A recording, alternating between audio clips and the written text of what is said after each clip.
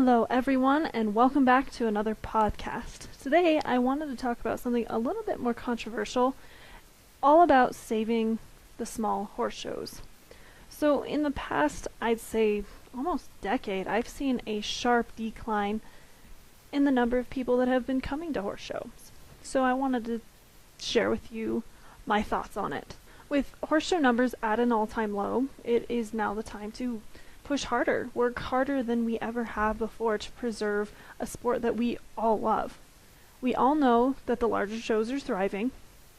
Is this an indication of the struggling middle class? I would really not like to think about it. The point is, we need to do something to help our smaller shows succeed for the people who are not interested in spending big bucks to go to big shows. How? That is the age-old question. How do we get people interested in horse shows again? Without going into politics and economy, I just want to stick to the sport itself. In a world that is constantly changing and evolving, it is our responsibility as an association to change as well. The old adage, adapt or die, is relevant even in our industry. We are fortunate enough to be a part of a tradition that has existed for longer than automobiles. Though our association tries to keep up with people's changing interests, there is more we can do than by simply offering a larger variety of classes. For example, my fondest memories of growing up showing horses was the loot I came home with from horse shows. The more the better. It didn't matter what it was, I just appreciated receiving something for my efforts. Circuit awards, random drawings, and raffles, those all come to mind. And I realize all of this does cost money. However, there are sponsorship opportunities ripe for the picking if you put in the effort. It is just a matter of asking, which leads me into High Point Awards. Like it or not, they are a direct reflection of the association or club. Let me explain. If you give out brushes for High Point Awards, I am going to assume you do not care enough about the people at your show to put in the effort for a better award. Same goes for buckets. Again, this is simplified into the funds of the association club. I get it. This is where we go full circle and ask for sponsorships. Companies are usually very willing to donate items. I mean, they have a budget for this sort of thing, if it means exposure for their brand. Another simple way to improve quality of the smaller shows is good show management. This seems so easy, but there are so many shows I have gone to where the office staff was rude or uninterested.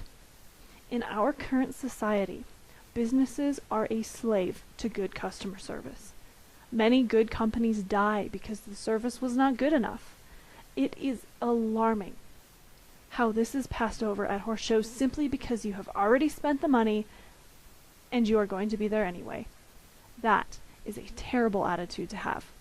When the first person the exhibitor encounters at a horse show is in a dour mood and low in energy, they are going to carry that on to the rest of the grounds. No one wants to be in that situation. The event staff has so much influence on the exhibitors, and it is essential to have them be positive. Customer service is king. And the actual cost of showing is another reason people stopped coming. Since 2008, the cost of showing has risen.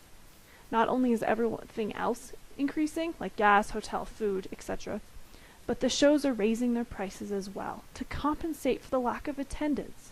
This is so wrong. People are already hesitant about spending extra money. The last thing you need to do is punish the people who still go to horse shows by increasing prices because others stop showing up. Slash your prices, and you will see an increase in show numbers once again. Pay for the venue, pay for the judges, and let sponsors help with the rest. Knowledge is something else we can do better. Less people are showing because less people know about it. Now, there are two angles to that statement. One, less kids are into horses now, and two, horse shows are not being advertised enough. Let's talk about the kids. There are just as many, if not more, kids now than there ever have been. So why aren't there any more youth showing? Is it lack of exposure and extra money? But I told you I was not going to get into that. At the most extreme. Or simple, I don't care. Look at it how you want. We could introduce a saddle club to kids in schools. I know I was in one when I grew up. Let them touch, feel, ride a horse so they know what it's like. Could one of our associations, our clubs, throw a boot camp for kids who are not exposed to horses? I mean, it would be cheap. You need volunteers. But if one kid gets into horses, I would consider that a success. Let's talk about advertising. I have seen a decrease in advertising for horse shows as well. I get it. There's just no extra money out there right now. But with the internet, there is no reason for thousands of people to expose to our shows. In both of these cases, it is a simple matter of putting in the effort. And I know it's easy to get complacent because things are easy. You don't have to think about it. Well, I've done this my whole life. Why should I change? You cater to what the people want, not what you have been doing. If something in your association is not working, do everything you can to change it. All you need to do is take a little extra time, go out of your comfort zone, and do something you thought you couldn't do. Do not hold on to something because it used to be great, because it was great then, does not mean it's going to be great now. The last aspect I want to talk about is volunteering, free labor. Once you're at a horse show, it is very difficult to find time to help out. I get it.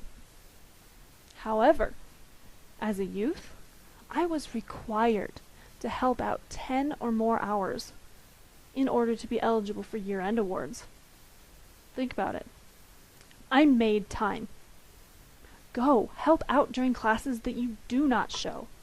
Not only will you be helping the club, but you will learn about a class you normally would not pay attention to. Not to mention meeting the people who show in it. We live in a society of instant gratification. Do not be surprised if your initial efforts do not pay off. And to rebuild our horse shows, it's going to be a community effort over the next decade. After all, and we are a community and a family that all want to see our way of lives thrive for the next generation to come. Thank you again for listening. I hope you enjoyed this. If you have any questions or comments, please leave them below. I'd be happy to clarify anything or have a discussion. I'd love to know your opinions on how we save the small shows. Thanks again for listening, and have a good one.